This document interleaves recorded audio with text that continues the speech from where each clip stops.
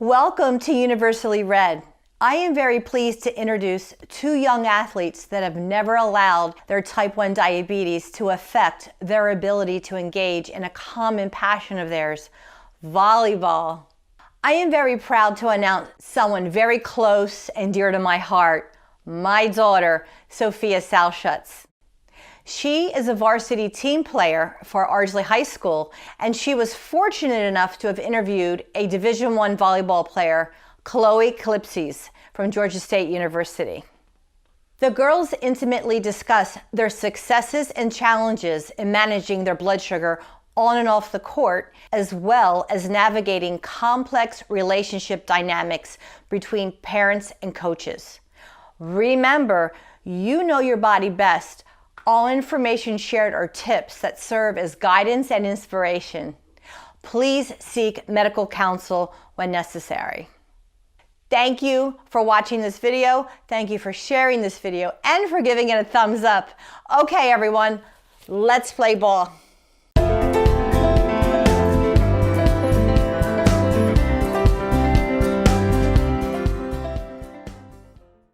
Hi, welcome Chloe. Thank you for joining me today. Hi, it's great to be here. Thanks for inviting me. So Chloe is a D1 athlete playing beach volleyball at Georgia State, and we're here to inform people on blood sugar management with volleyball or any other sport. So let's get started. Chloe, how was your season? My last indoor season was definitely interesting because COVID had moved our season from fall to spring, and it was shortened because we could only play the teams in our conference. But we were lucky to have it, so it was fun. And then I start my beach volleyball season. We have, I think, 6 weeks of preseason, and then we have our first tournament. So yeah, really excited about it. That's great. Yeah, I just finished my junior year season, so. Yeah, I heard you're gonna be a captain next year. Congratulations. Yeah, I'm really excited about that. I'm excited to put in time during our off season, so I'm excited where that takes us. Yeah, that's awesome. Do you feel that from having diabetes all these years, do you think it has made you more of a leader and more responsible? Definitely. I think that because I need to constantly check my phone, I'm more aware of text messages from my coach. I have to make sure I have my glucose tabs, testing kit, insulin pen on me at all times. So before I leave the house, I always make sure they're in my bag. So that's made me more aware, made me more organized at the same time. So I definitely think that will kind of help me for next year being a captain and kind of to lead my team. I think it's made me more mature and more of a leader. So because we both are type 1 diabetics, I know we have to inform our coaches. How do you normally tell your roommates or your coaches that you have type 1 diabetes, and how do they normally react to that?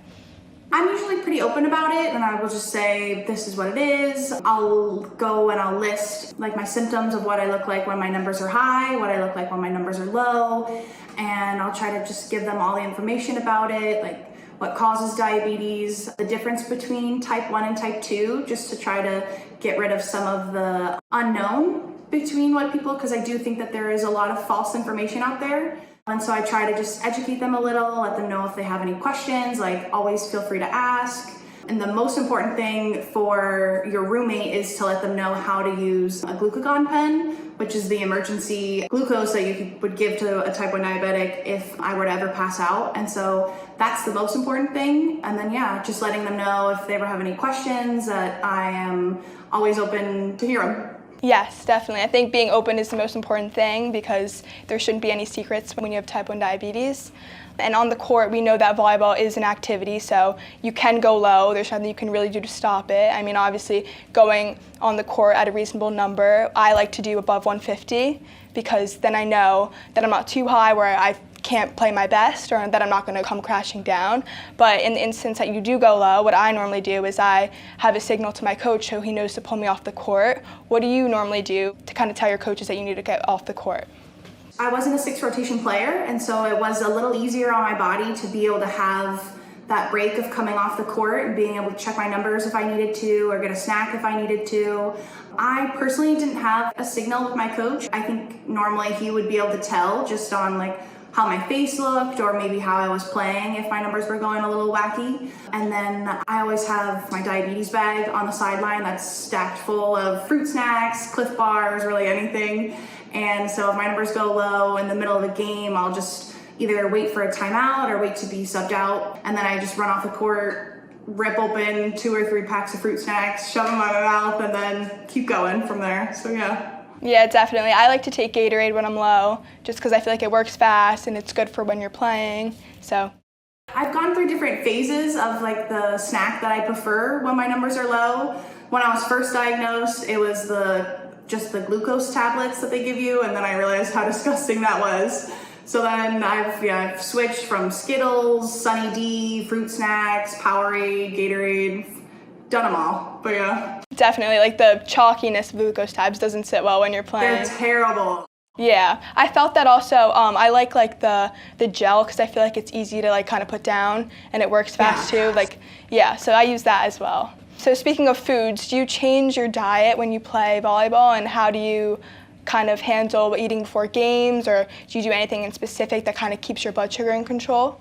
I try to be very consistent with my meals, especially before I play. So if I'm about to have either a big tournament or maybe a long practice or a day full of like weightlifting and practices and conditioning, I try to make sure that I take all the different variables out that I can. And so if I have the same breakfast every single day that I'm doing my training, then if I know my numbers went high one day, then the next day I'll give myself a little more insulin if I keep seeing the same pattern.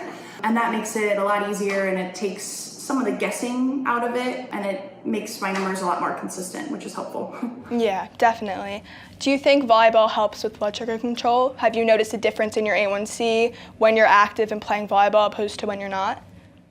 My A1C is always higher when I'm not playing volleyball. I think that's because I don't have something that's keeping me as active, because when I am playing sports, I'm doing it all, like always busy, always doing practices, always training, and then when I do finally get some off time, I will take a few weeks of just not really doing anything, of finally having like a break, and that's when my numbers will get really high if I'm not being physically active every single day. And so yes, I think that staying fit, staying active, that will always make your numbers go a lot more consistent and a lot lower for your average.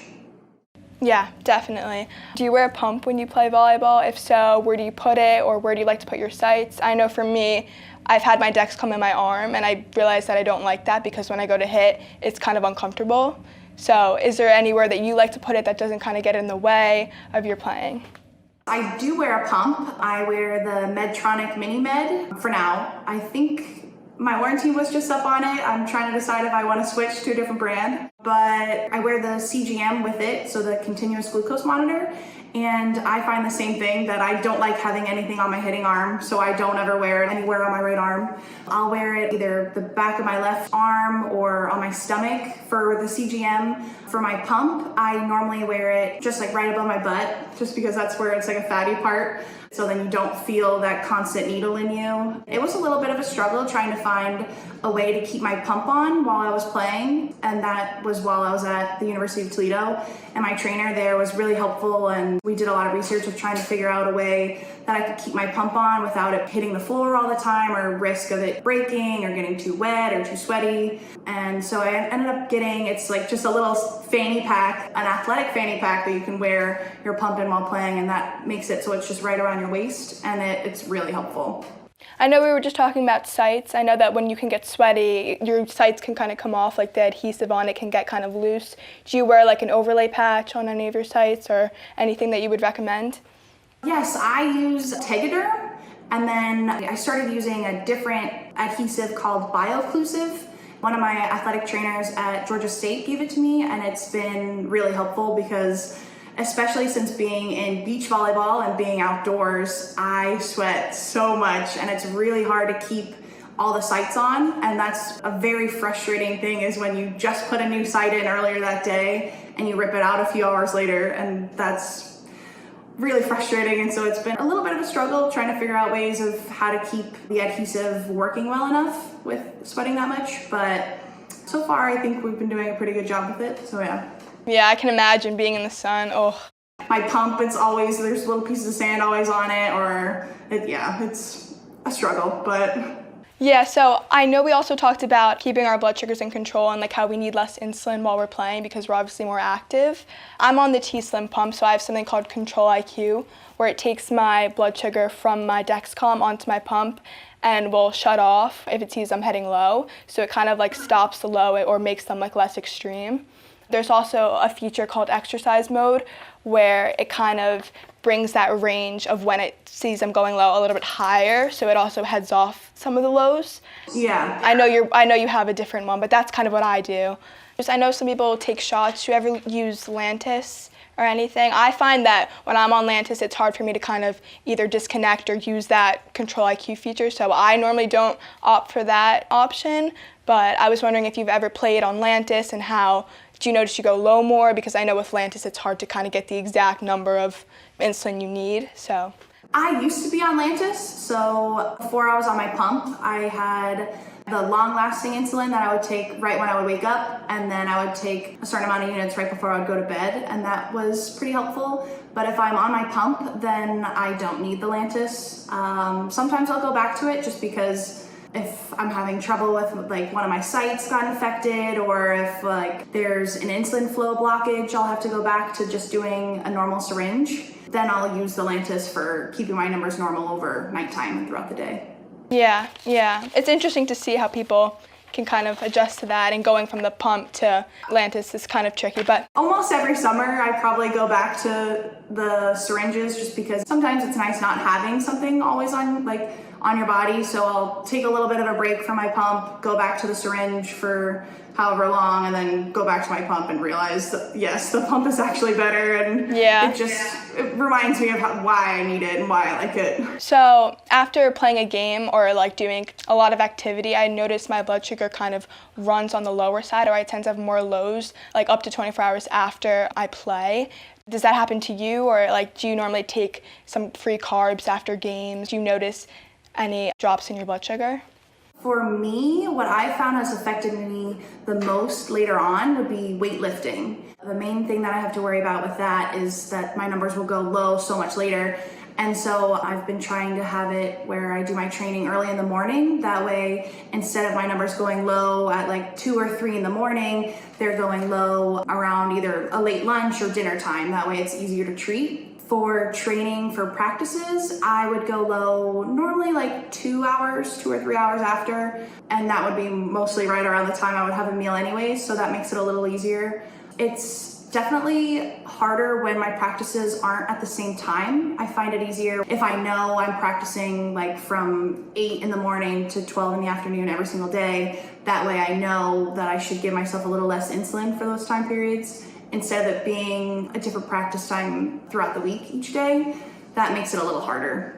But yeah, so I know for preseason and everything, before I'm gonna need less basal, so a kind of like gauge I like to do is lower it 10% and kind of go from there, because it's not that big of a decrease, but it's enough to kind of make a difference to see if you need to lower it more.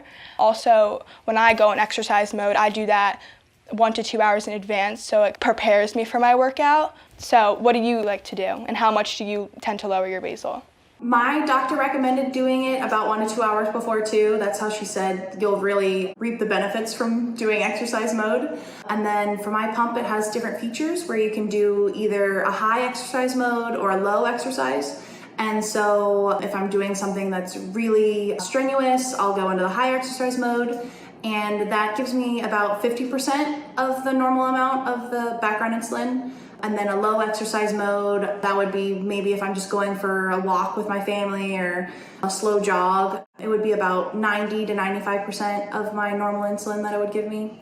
And I have found that that has really helped keep my numbers from going low. And then if they do go low, it's helped get my numbers back up, because before I was doing the exercise mode, I would find that my numbers were just, no matter how many packs of fruit snacks I was eating, they were just staying low. Mm-hmm. Chloe, when you're playing, what number do you consider high, and when do you know when to come out? I would consider anything over 250 high. It also depends on how I'm currently feeling at that time. So if I still feel fine, I'm not getting like too thirsty, my eyes aren't getting too blurry, then that's a little different versus if my numbers are 250 and I'm feeling all the symptoms, all the normal symptoms of being high, then I will start correcting. And it depends on how much more I'm doing throughout the day or how I had been trending earlier in the day. So if I know maybe I just had a really big meal before we're playing, or I know that I've been higher throughout the day earlier on, then it's probably not nerves that are making my numbers high before the game and that I do need the correction. So it's important to know the difference between your numbers actually being high and your numbers being high just because you're a little nervous. Yes, I agree. And also I think looking at your trend, like your arrows on my Dexcom, I have a side arrow, one arrow or two in any direction. So if I'm going down, I know, okay, it's fine. But if I have two arrows going up, then I need to take some insulin. So yeah, that's a really good point. Looking at your trend and seeing, okay, maybe like if you're 250 and it's kind of steering out, then you might be fine. But if you still have those 3 up arrows, then I would definitely recommend giving yourself an extra shot. Yeah, definitely. So how involved is your coach with your type 1 diabetes? Does she specifically look at you and ask how you're doing before games, or does she check in with you throughout the game? And what does she do during practices to kind of make sure you're okay? This is my first year playing at Georgia State, and I'm her first diabetic player. So for her, one of the main things which was really helpful, when my numbers would go low, she would try to just look to see like different characteristics that might have changed about me, and just noted, okay, well, when my numbers go low, like I usually lose the color in my cheeks, my eyes get kind of glossed over, I space out, and I guess she said that my lips turn a little blue. And so it was really helpful that now, like maybe in a different drill later on, now that she knows those types of side effects that I get from it, then she can say, oh, okay, maybe you need to go like take a little break. Are you sure you're feeling okay? And just keep checking in on me. But yeah, she's been really helpful with it and really understanding. That's one of the main things. So on the sidelines, does your trainer or a parent or a friend kind of monitor your blood sugar while you're playing? I have an athletic trainer that's sitting on the sideline that I'll just keep updated on if my numbers are going a little higher, if they're lower, just how I'm feeling, just to keep her in the loop. But they have done a really good job at letting me be independent and like letting me choose how much I want or how much help I need, basically. Yeah. My parents normally are sitting on the sidelines, and I have the Dexcom Follow app. So like occasionally, obviously I'm focused on the game, but if in a timeout, I'll kind of look up to them. And if I'm going high, my dad will kind of like give me like one finger for, okay, take 1 unit. And then I know to kind of just do it quickly while we're at a break or in between serves. Like I said, I have a signal with my coach so he knows when to take me out. And I've realized because the Dexcom has a delay, even though it might still say I'm low, I go by how I'm feeling. Like obviously if I'm too low, obviously I need to sit out and take some time for myself. But if I feel ready to go play, then I know my body best. So then I tell him that I'm ready, and then I go back in. Yeah, and another thing that sometimes my teammates might actually have to help me with is sometimes, I've heard the constant alerts for my pump for 4 years now, so sometimes it doesn't really alert me anymore just because I'm kind of used to it. And so randomly at practice, I'll have like a teammate like, hey, like your alarm's going off on your pump. You might want to check your numbers, you're beeping. And so that's helpful. Yeah, it's definitely good to tell your teammates too, because they probably notice more things than you do because you live with it every day. So yeah, definitely. I think that's big. So because you said that you're the first type 1 diabetic that you've been playing for your team, are you treated differently ever because of your diabetes? Yes, I would say I'm treated differently, but I should be because if my numbers are ever going low, I do need a break. Or if they're high, like sometimes I will have to sit out. I don't think I've ever been discriminated against in a bad way for my diabetes, but there have been times where it's felt like I've been a burden like on my team because I never want to be sitting out on the sideline when someone's doing like a really hard drill or like conditioning. And so that's what's always hard of being like, I want to be out there, I want to be doing these things, but like I have to take a break. And so it's important to have good communication with your teammates and have them know that like this isn't something that I'm choosing to do, that I just need this quick break and then I'll be right back out there. Yeah, I noticed for preseason that was over the summer, and that was kind of between the transition of being less active to being really active. I would have 4-hour practices in the heat, so that obviously made me go lower. I was obviously sweating, going low, and then after that, those 4 hours, we would go on the track and run a mile, and sometimes I was too low to do that, and obviously I don't want to be sitting out, and I don't want to have to do less than my teammates, but sometimes I need to realize that for me to go run the mile isn't healthy for me at all. So then I need to know, okay, I need to take my time and to kind of sit out and to kind of let people know that I'm not choosing this. It's just what's going on at the moment. Yeah. And it's another thing especially since I've been at beach volleyball, it's important to prioritize the practice. And so if I know, like at the end of almost all of our team practices, we'll do like a whole scrimmage with everyone and have like maybe a mini tournament. And so it's important to prioritize, okay, yes, I understand this is a drill, but I should sit out during this one. That way I can get back in and actually give my best later on instead of trying to like stay in, go out, and not really fully be involved in the drill. Yeah, so for all the parents out there that are wondering how they can best support their children, what advice would you give them? I would say to have open communication and to just know what your kid needs. So I was pretty independent with mine. I wanted to do it myself. That could have been more because I was a little older when I was diagnosed, but then I do know other people who they really are reliant on their parents. And I mean, it really depends on you personally as a diabetic. And another thing that I would always recommend as a parent is to always be prepared, because the amount of times I've forgotten or thought I had certain strips, or just my mom has saved me in so many times of having snacks when I thought I had enough, or just being like really nice with certain things like that. Another thing that I would recommend would be to know that there are going to be fights no matter what. You're gonna get into an argument about something where I think I'm right or your mom or dad thinks they're right. And I would say to know that, first of all, when my numbers go high, I'm not the nicest person, and I say things that I don't mean, and I definitely regret it later when my numbers come back down. And so I would recommend that if you are the parent, to know that sometimes it's not really them that's not, like, I would never say when my numbers are high that's me, some of the words and things that I say. And yeah, I would say for the parent to know that they probably don't really mean this right now. It's just because their numbers are high and give it 2 hours and they're going to come back to normal. Yeah, and to not get too frustrated and not become enemies. This is something that you need to work together with, because your parents and yourself, we're all working together to make the best of it. And I remember when I was first starting out, I was 9 when I was diagnosed, so my parents would kind of sit in the gym for like the beginning years, because obviously they didn't really know and they had a lot of fear in them. But as I get older, I definitely think learning independence is crucial, because when you go off to college, they won't always be by your side. So while it is important that your parents support you as you get older, I think they need to kind of prepare you for real life when they're not always there. So I think that's really important too, to kind of learn from them, but to kind of learn without them at the same time. Yeah, it's definitely important to get the information and start learning how to deal with it together. My dad did have some knowledge of diabetes because his mom was type 1 diabetic. And then my mom ended up taking care of my grandma with type 1 diabetes. And so since she came back from that, she's been really helpful and a lot more understanding, because she had to be a lot more hands-on with my grandma. And so it's been a journey, and it's always changing, always different each day. Yeah, parents want the best for you. That's why they're like that, and you'll come to learn that. Always remember that, is that your parents love you and that they want the best for you.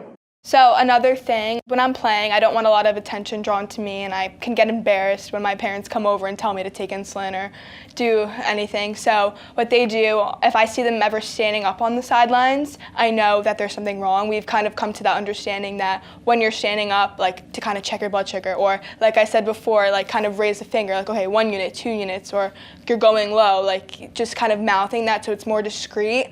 And at the same time, like, you don't feel embarrassed, and you can kind of like swiftly get off the court to kind of do what you need to do without drawing too much attention to yourself. Yeah, that would always be really helpful then. When I was first diagnosed, I was like that, where I was like, I'd go to the bathroom and give myself a shot there instead of doing it like out in the open. But now at this point, because I've had it for so long, I'm more of just like, well, I got it. Might as well just live with it. And so, you gotta do what you gotta do. Yeah, I'm on the sideline, just diabetes stuff all over the bench. Like, I mean, not all over, but if I'm checking my numbers, I'll just take up a whole seat and put my whole bag on it. And now that we're outdoors and there's a wind, I'll have like my fruit snack wrappers kind of blowing around on the court. I'm like, oh crap, gotta pick those up. Yeah, I think it depends person to person on how they deal with it, but yeah. Yeah, for sure. So what words of advice would you give newly diagnosed children or anyone who want to pursue sports and possibly pursue it in college, playing Division 1, 2, or 3 sports? I would say to try to not let diabetes affect your passions. So when I was first diagnosed, all the doctors and nurses kept saying that it shouldn't affect your life, it shouldn't affect your hobbies, anything that you're interested in. And so I tried not to let it. I try to do as much as I can and knowing when, like, what's safe and what's not safe, but I want to be active and I want to make sure that I can live the same lifestyle that I was living before. Another piece of advice I would give is having a very good support system around you. So having someone that you can talk to, like friends, family, coaches, anyone, just knowing that you need to have good communication with them and just be really open about what you need and what you need from them. Yeah, my parents are really one of my biggest support systems. They always tell me that I control my diabetes, it doesn't control me. So kind of keeping that in mind, you can always do what you want to do. Like you said, pursue your passions and everything. I also partake in support groups where I meet with other diabetics and we talk about almost anything and kind of give each other advice. So that's another really good support system. Also JDRF, I am a youth ambassador. So it's really good to be a part of a community that understands you because a lot of people kind of don't really get it. I've had instances where the trainer told me like I couldn't go back in the game, but while they may have a license in doing that, they don't really know diabetes as much as I do. So yeah, definitely being an advocate for yourself and speaking up is one of the most important things. Mm-hmm. And I would also say that it's really important to know that even if you did do everything right that day and you calculated all your carbs right, you drank enough water, you had enough sleep, that sometimes diabetes is just a guessing game and that you can do everything right and your numbers will still be crazy. And so I think it's really important to not be too hard on yourself and to know that like each day is different. Yeah, exactly. That's what I was gonna say. So do you have any interesting stories that you would like to kind of wrap up with, good or bad, that you would like to share that you think people should know or that they should learn based off of your experiences or how to approach something differently? I would definitely say to speak up for yourself. It's hard. And certain times, when I was first diagnosed, we went out to the Cheesecake Factory and it was like the first restaurant that I went to.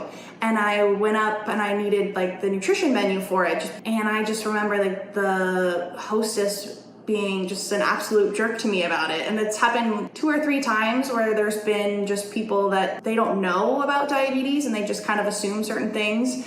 And it's really important that you speak up for yourself and not to get too emotional because sometimes that happens with me in the moment because you're just getting kind of worked up and you already have all the other things going on. But yeah, I would say to speak up for yourself and know that if something's wrong, that you should express how you feel about it.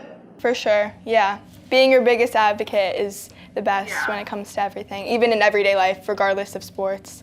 So thank you, Chloe. Thank you so much for doing this interview. I think we learned a lot about each other and what we do, and I'll definitely kind of take your tips in consideration, and I hope that we continue to inspire other young girls and boys to keep following their passions and not letting diabetes stand in the way of what we love to do.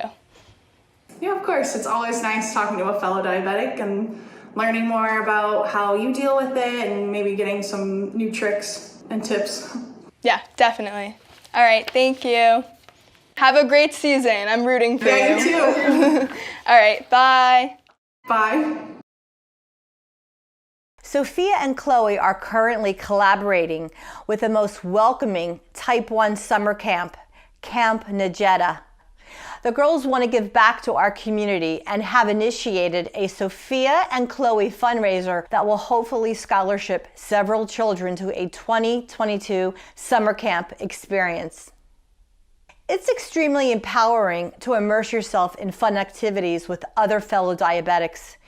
Kids learn from kids, and parents deserve a timeout knowing that their children are safe and sound. Please consider supporting this cause. I encourage you to make a donation to Camp Najeta. Camp Najeta is a co-ed nonprofit organization that caters to children ages 6 to 17 years old that are currently living with type 1 diabetes. Please see the donation link below, along with all scholarship information that is also located in the description box below.